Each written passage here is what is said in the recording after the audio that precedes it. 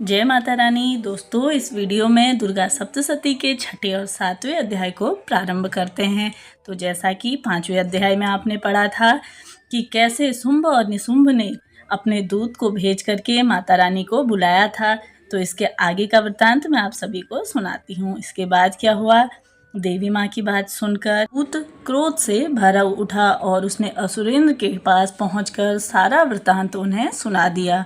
दूत की बात सुनकर असुरेंद्र क्रोध से भर गया और उसने अपने सेनापति धूम्रलोचन से कहा कि तुम अपनी सेना सहित शीघ्र वहां से जाओ और उस दुष्टा के केसों को पकड़कर और उसे घसीटते हुए यहाँ ले आओ। यदि उसकी रक्षा के लिए कोई दूसरा खड़ा हो जाए तो वह देवता, यक्ष अथवा गंधर्व भी क्यों न हो, उसको तुम अवश्य मार डालना। महर्षि मेधा ने कहा। शुंभ के इस प्रकार की आज्ञा देने पर धूम्रलोचन 60,000 राक्षसों की सेना को लेकर वहां पहुंच गया। देवी को देख ललकार कर कहने लगा, अरे तू अभी शुंभ और निशुंभ के पास चल। यदि तू प्रसन्नता पूर्वक चलती है तो अच्छा है, नहीं तो मैं तेरे केसों को पकड़कर घसीटता हुआ यहाँ से ले जाऊंगा। देवी बोली, असुरेंद्र का भेजा हुआ तेरे जैसा बलवान यदि बलपूर्वक मुझे ले जाएगा तो ऐसी दशा में मैं तो तुम्हारा क्या ही कर सकूंगी। महर्षि मेधा ने कहा। ऐसा कहने पर धूम्रलोचन उसकी ओर लपका, किंतु देवी ने उसे अपनी हुंकार से ही भस्म कर दिया। यह देखकर असुर सेना क्रुद्ध होकर देवी की ओर बढ़ी, परंतु अंबिका ने उन सब पर तीरों की बाणों की वर्षा कर दी और साथ ही साथ इतने में देवी का वाहन उसकी ग्रीवा के बालों को लटकाता हुआ और बड़ा भारी शब्द करता हुआ असुर सेना पर कूद गया। उसने कई असुर अपने पंजों से, कई अपने जबड़ों से और कई धरती पर पटक कर दाढ़ों से घायल कर दिए और उन्हें मार दिया।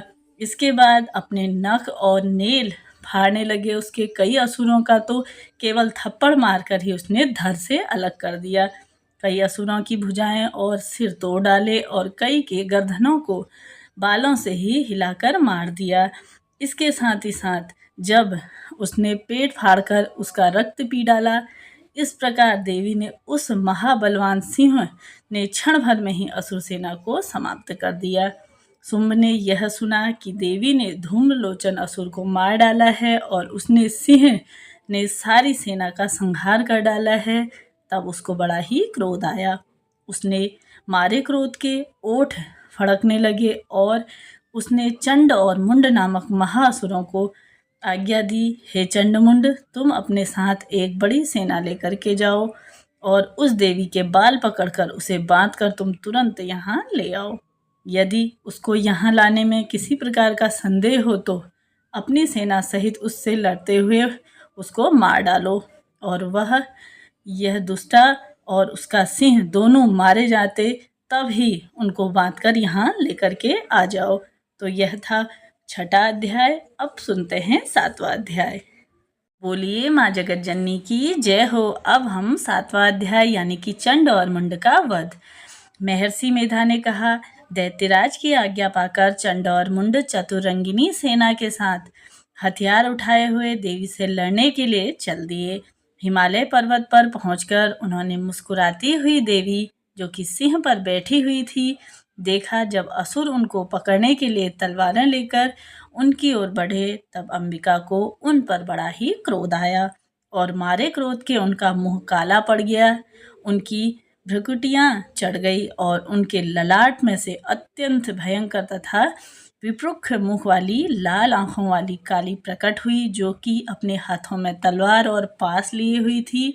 वह विचित्र खड्ग धारण किए हुई थी तथा चीते के चर्म की साड़ी एवं नरमुंडों की माला पहनी हुई थी। उनका मांस सूखा हुआ था और शरीर में केवल हड्डियों का ढांचा था और जो भयंकर शब्द से चारों दिशाओं को पूर्ण रूप से हाहाकार मचा रहे थे, वह असुर सेना पर टूट पड़ी और दैत्यों का भक्षण करने लगी। जो हाथियों में सवार योद्धा थे उन्हें घंटा सहित हाथियों को एक हाथ से पकड़कर एक मुंह में और दूसरे हाथ से पकड़ के उनके धर दबोच रही थी। घोड़ों, रथों, सारथियों व सैनिकों को मुंह में डालकर भयानक रूप से चबा रही थी। किसी के केस पकड़कर, किसी को पैर से दबाकर और किसी दैत्य को छाती में मसलकर मार रही थी। वह दैत्य के छोड़े हुए बड़े बड़े अस्त्र शस्त्रों को मुंह में पकड़कर और क्रोध से भर उनको दांतों में पीस रही थी। उसने कई बड़े बड़े असुर भक्षण कर डाले, कितनों को रौंद डाला और कितने उनने मार डाले। इसके बाद कितनों की तो उनने तलवार को काट डाला, कितनों के दांतों से ही कितनों को समाप्त कर दिया। इस प्रकार से देवी ने क्षण भर में ही संपूर्ण दैत्य सेना को नष्ट कर दिया। यह देख महापराक्रमी चंड काली देवी की ओर पलटा और मुंड ने भी देवी पर भयानक बाणों की वर्षा कर दी। अपने हजारों चक्र उस पर छोड़े। उस समय वह चमकते हुए बाण व चक्र देवी के मुंह से प्रविष्ट हुए इस प्रकार दिख रहे थे, जैसे मानो कि सूर्य मेघों की घटा में प्रविष्ट हो रहे हों। इसके पश्चात भयंकर शब्द के साथ काली के अत्यंत जोश से भरकर विकट अट्टहास की। उसने भयंकर मुख देखा नहीं जाता था।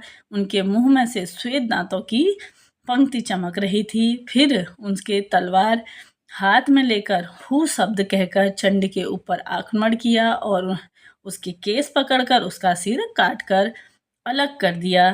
चंड को मरा हुआ देखकर मुंड देवी की ओर लपका, परंतु देवी ने क्रोध में भरे हुए उसे तलवार से यमलोक पहुंचा दिया।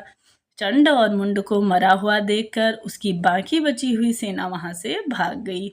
इसके पश्चात काली चंड और मुंड के कटे हुए सिरों को लेकर चंडिका के पास गई और प्रचंड अट्टहास के साथ कहने लगी, हे देवी, चंड और मुंड दो महादैत्यों को मारकर तुम्हें भेंट कर दिया है। अब शुंभ और निशुंभ का तुमको स्वयं ही वध करना पड़ेगा। महर्षि मेधा ने कहा कि वहां लाए हुए चंड और मुंड के सिरों को देखकर कल्याणकारी चंडी ने काली के मधुर वाणी में कहा, हे देवी, तुम चूंकि चंड और मुंड को मेरे पास लेकर आई हो, अतः संसार में चामुंडा के नाम से तुम्हारी ख्याति होगी। तो बोलो महाजगत जननी चामुंडा माता की जय हो।